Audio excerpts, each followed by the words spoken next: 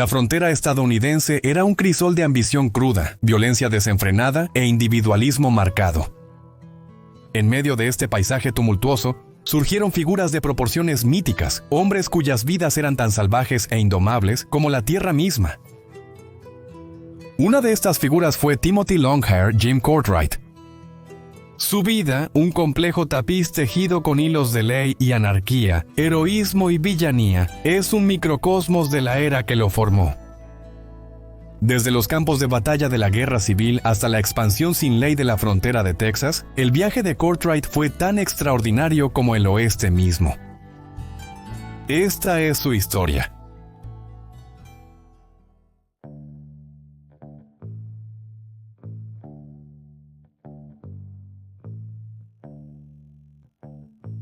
Timothy Courtright, a menudo llamado Longhair Jim o Big Jim, nació en la primavera de 1848 en el condado de Sangamon, Illinois.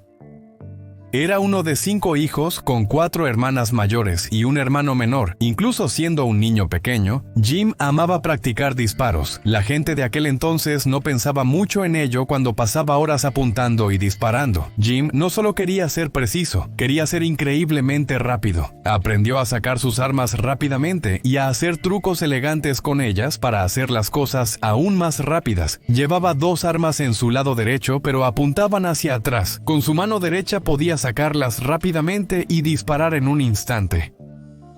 Expertos en armas y pistoleros antiguos afirman que Jim Courtright fue uno de los tiradores más veloces de la historia. Piensan que incluso era mejor que famosos pistoleros como Wyatt Earp, Wild Bill Hickok y Bud Masterson. Jim Courtright se unió al ejército durante la Guerra Civil cuando era adolescente. Se dice que mintió sobre su edad. Luchó con la 7ª Infantería de Iowa y participó en grandes batallas como Vicksburg y Fort Donelson. Todos decían que era realmente valiente y muy bueno disparando. Hay una historia que dice que Jim salvó la vida de su jefe, un general llamado John A. Logan. Jim recibió el disparo destinado al general. Se lastimó, pero se recuperó rápidamente, y el general estaba realmente agradecido.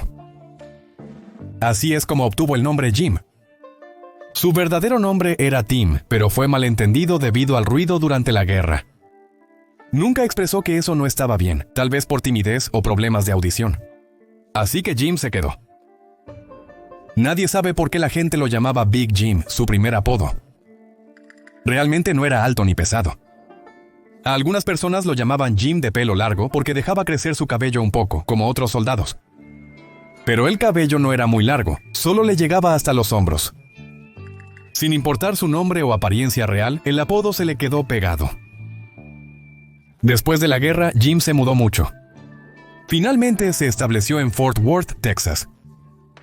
Hizo todo tipo de trabajos allí. Fue carcelero, policía, diputado, guardaespaldas, detective e incluso un personaje sombrío. A donde fuera, la gente lo conocía como un excelente y veloz tirador. A los 25 años, Jim Courtright se casó con Sarah Elizabeth Weeks. Ella también estaba interesada en las armas, o al menos quería estarlo. Jim le enseñó a disparar y ella se volvió muy hábil en ello. A veces, los dos hacían espectáculos donde disparaban a cosas para que la gente los viera. Incluso se unieron a un gran espectáculo itinerante llamado Buffalo Bill's Wild West Show. Pero a Jim realmente no le gustaba ser un showman, era mejor siendo policía. Un chico malo, o mejor aún, el área gris entre el héroe de la frontera y el villano del oeste salvaje.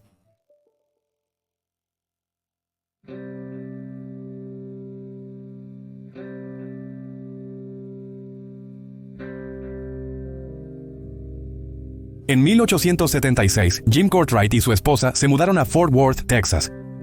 Era una ciudad nueva, con solo 3 años de antigüedad, pero ya conocida como un lugar salvaje y peligroso. La gente peleaba mucho y rompía la ley todo el tiempo. Courtright ganó por pocos votos la elección para principal policía de la ciudad, compitiendo contra otros 4 hombres. Había una parte realmente mala de la ciudad llamada Medio Acre del Infierno. Estaba repleto de alborotadores, apuestas y alcohol. Courtright tenía que hacerlo más seguro. Muchos le temían, pero algunos intentaron resistirse. Un hombre murió mientras intentaba detener una pelea. Courtright se enfadó mucho y mató al malo esa misma noche. También mató a algunas otras personas, mientras cumplía su sueño de toda la vida de convertirse en el jefe de una unidad de aplicación de la ley.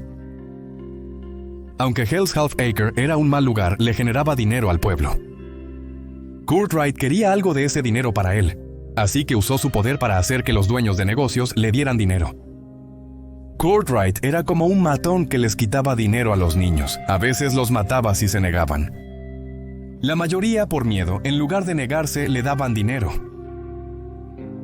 Jim Courtright fue el jefe de policía en Fort Worth por un tiempo, pero la gente se cansó de él y lo votó para que saliera. Abandonó a su familia y se mudó a Nuevo México para ser agente de la ley en otra ciudad. Después, trabajó como guardia en una mina y en una granja grande. Él y su amigo dispararon y mataron a algunas personas que vivían en una granja sin permiso. Courtright era un hombre peligroso dispuesto a matar. A veces le pagaban para asesinar por encargo. También mató a personas que no le agradaban. Era muy hábil con las armas y engañaba a otros para que le dispararan primero. Luego les disparaba antes de que pudieran siquiera sacar su arma. Hacía esto frente a muchas personas, así todos verían que él no iniciaba la pelea. A pesar de cometer homicidios, casi siempre evadía la justicia. La mayoría de las personas le tenían miedo y no querían meterse en problemas. En 1883, el antiguo jefe del ejército de Jim Courtright, John Logan, quería comprar un gran rancho en Nuevo México, llamado la Compañía de Ganado del Valle Americano. El rancho era muy grande, pero sufría de constantes robos de ganado. Entonces, Logan pidió a Courtright y a su amigo Jim McIntyre que ayudaran a proteger el lugar. Pero los dueños del rancho tenían planes más ambiciosos. Buscaban dominar más territorio y forzar a la gente a dejar sus casas.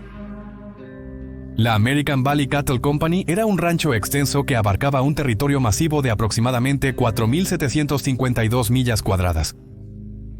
Fundada a fines de 1870, tenía miles de cabezas de ganado y contaba con un gran equipo de vaqueros para administrar la operación. Las tensiones habían estado a fuego lento por un tiempo entre la Compañía de Ganado del Valle Americano y los colonos cercanos. Los propietarios del rancho, movidos por su ambición de expandir su territorio, consideraban a los colonos como obstáculos. Emplearon tácticas de intimidación, incluyendo amenazas y acoso, para coaccionar a los colonos a renunciar a sus reclamaciones. Alexis Grassetti y Robert Elsinger no eran colonos ordinarios. Habían asegurado su tierra a través de un proceso legal llamado derechos de preempción, que les otorgaba el derecho a comprar tierras federales no inspeccionadas después de residir en ellas durante un periodo específico y cumplir ciertos requisitos de mejora. Este derecho legal les proporcionó una base sólida para resistir la presión del dueño del rancho. El día de los asesinatos amaneció nítido y despejado. Mientras Grossetti y Elsinger atendían sus tareas, sin darse cuenta del peligro inminente, una cuadrilla liderada por William Charles Moore llegó a su puerta. La atmósfera chispeaba con tensión mientras Moore, con sus ojos brillando con malicia, entregaba el ultimátum: irse o enfrentar las consecuencias. La noticia de los brutales asesinatos se propagó rápidamente, impactando a todo el territorio. Comenzó una implacable persecución de los responsables. Jim Courtright y Jim McIntyre, inicialmente peones en el engañoso esquema de Moore, se encontraron implicados en el acto atroz. Presos del miedo, optaron por una fuga desesperada. Bajo el manto de la oscuridad, huyeron a través de la frontera hacia México, buscando refugio en una tierra donde el alcance de la ley estadounidense parecía lejano. El Paso, Texas, se convirtió en su santuario temporal. Aquí se reconectaron con sus familias y se aferraron a la esperanza de escapar de la justicia. Para evitar la extradición de vuelta a Nuevo México, fabricaron una historia, alegando ciudadanía mexicana y retratándose a sí mismos como agentes de la ley, cumpliendo con sus deberes. Este desesperado intento de reescribir su narrativa definiría su destino.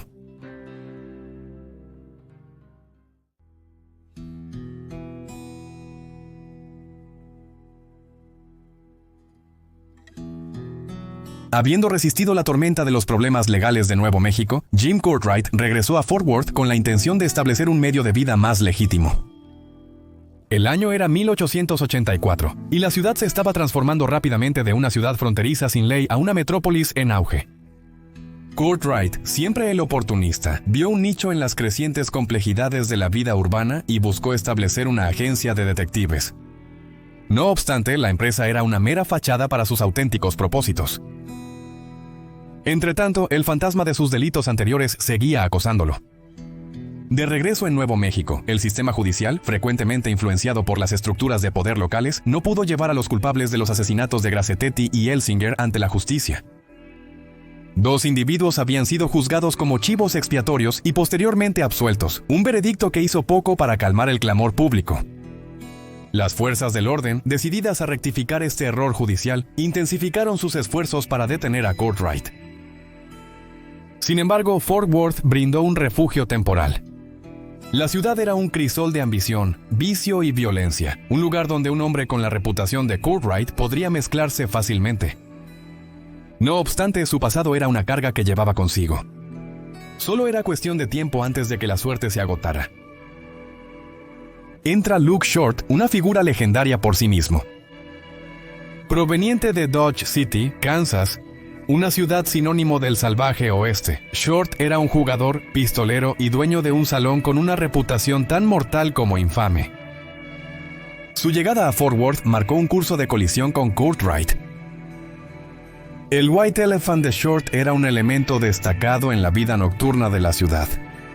Era un lugar donde se hacían y perdían fortunas, donde se forjaban y rompían reputaciones. Courtright vio en Short no solo a un competidor, sino a una posible mina de oro. Su esquema de protección, un plan anteriormente lucrativo, requería un nuevo objetivo. Short, con su reputación de formidable pistolero, era un candidato ideal. El escenario estaba listo para un enfrentamiento.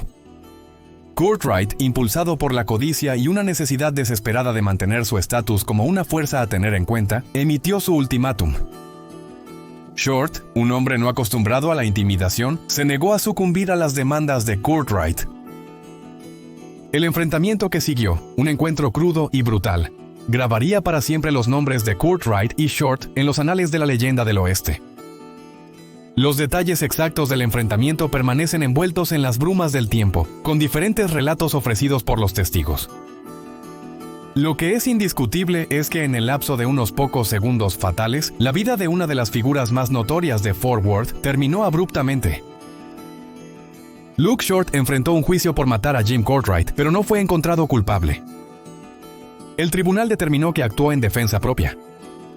El tiroteo entre los dos hombres famosos provocó mucha conversación, pero ya era tarde para Courtright.